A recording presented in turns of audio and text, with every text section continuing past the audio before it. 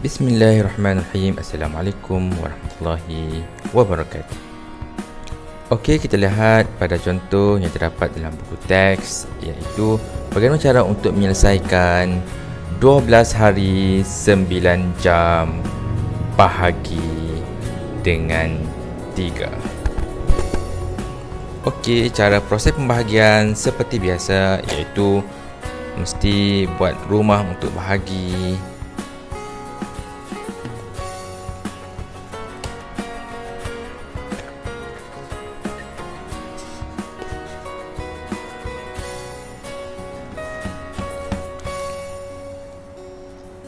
Okey, 3 di luar, 3 darab 4, 12.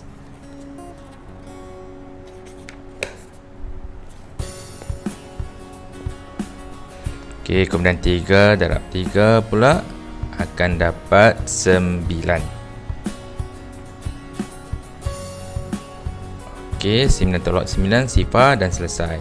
Kemudian kita dapat 4 hari 3 jam. Tetapi jawapan mengkehendaki kita untuk mendapatkan jawapan dalam bentuk jam sepenuhnya.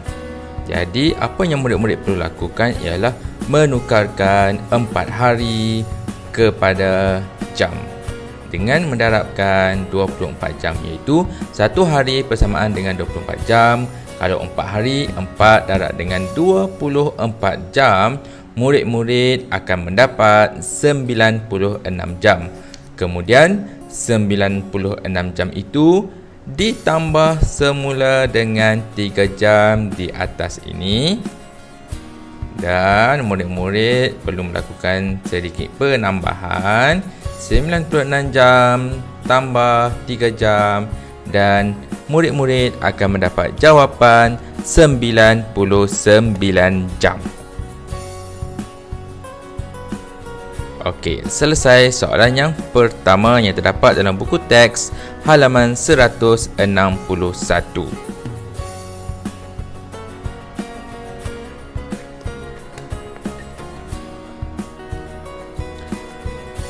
Kita pergi pula kepada contoh yang kedua, iaitu berapa lamakah jualan buku itu diadakan dalam hari dan jam. Contoh yang kedua iaitu 60 jam dibahagikan dengan 24, dan jawapan yang dikehendaki ialah dalam bentuk hari dan jam. Okey, murid-murid perlu bahagikan seperti biasa, ataupun murid-murid boleh menolak 24 jam mengikut hari, iaitu yang pertama 60 tolak 24 jam, berbaki lagi 36 jam, tolak lagi 24 jam, dan kita akan mendapat 12 jam, dan tidak boleh tolak lagi sebab tidak mencukupi 24 jam. Okey, jadi 24 jam mendapat hari yang pertama, dan 24 jam berikutnya bermaksud 2 hari. Jadi jawapan kita peroleh adalah 2 hari 12 jam. Selesai.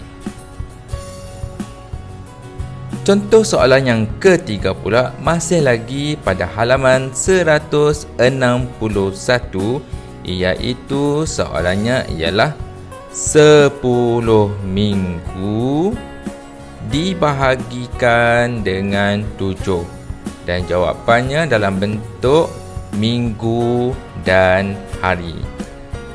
Murid-murid perlu memberi perhatian bagaimana cara untuk menyelesaikan soalan ini. Dan apa yang murid-murid perlu tahu ialah 1 minggu bersamaan dengan 7 hari.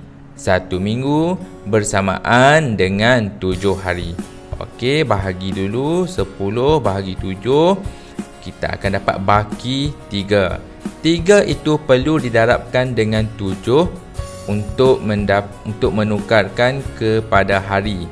3 darab 7 kita akan dapat 21 hari. Kemudian 7 darab 3 21. 21 tolak 21 dapat sifar. Dan jawapan muktamad ataupun jawapan akhir yang kita dapat adalah 1 minggu 3 hari. 1 minggu 3 hari. Selesai. Kita pergi pula dalam halaman buku teks muka surat 162 untuk contoh yang berikutnya, iaitu contoh bagi soalan 4, iaitu 9 tahun 4 bulan bahagi 7, dan jawapan yang dikehendaki adalah dalam bentuk tahun dan bulan. Okey, seperti contoh yang nombor 3 tadi, kita buat ikut tahun dan bulan dibahagikan dengan 7. 7 darab dengan 1, kita akan dapat 7. 9 tolak 7, jawapannya 2. 1 tahun bersamaan dengan 12 bulan. Kalau 2 tahun darablah dengan 12 bulan, kita akan dapat 24 bulan.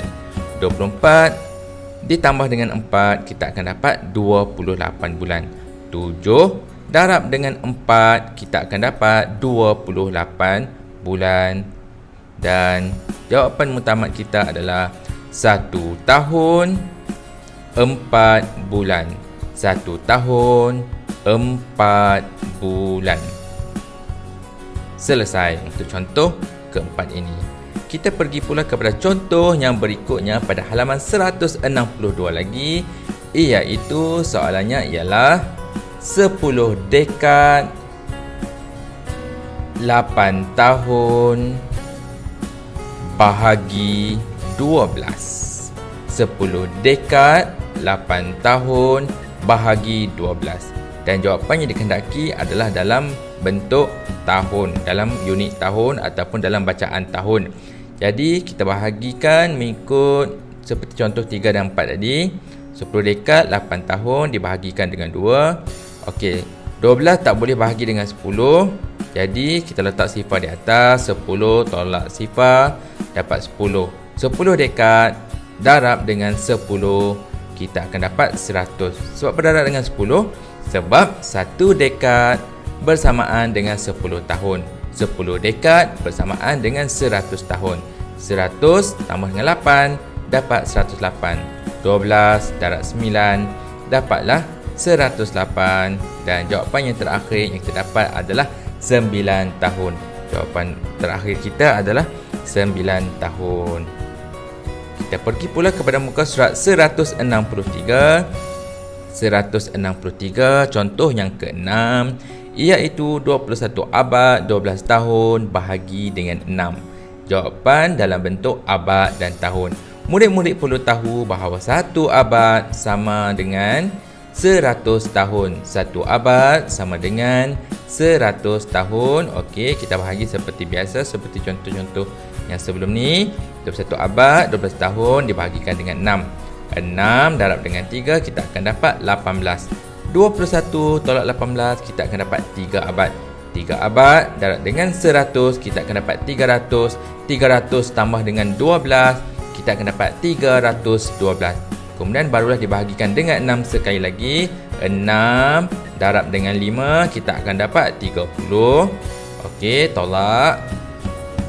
Okey, 6 darab dengan 2, kita akan dapat 12. Dan jawapan akhir kita adalah 3 abad 52 tahun. 3 abad 52 tahun. Okey, soalan yang terakhir ataupun contoh soalan yang terakhir, halaman 163, iaitu soalan yang ke-7. 3 abad 4 tahun bahagi 8. 3 abad 4 tahun bahagi 8. Dan jawapan dalam bentuk tahun. Okey, 3 abad 4 tahun masuk dalam rumah. Kemudian dibahagikan dengan 8. 8 tak boleh bahagi dengan 3. Jadi 3 abad itu, okey, 3 tolak sifar 3, dan 3 abad itu ditukarkan dalam bentuk tahun dengan darab 100. 3 darab 100, 300. 300 tambah 4, 304. Barulah dibahagikan dengan 8. 8 darab 3, 24. 30 tolak 24, 6. 4 turun 64. 8 darab 8 dapat jawapan 64.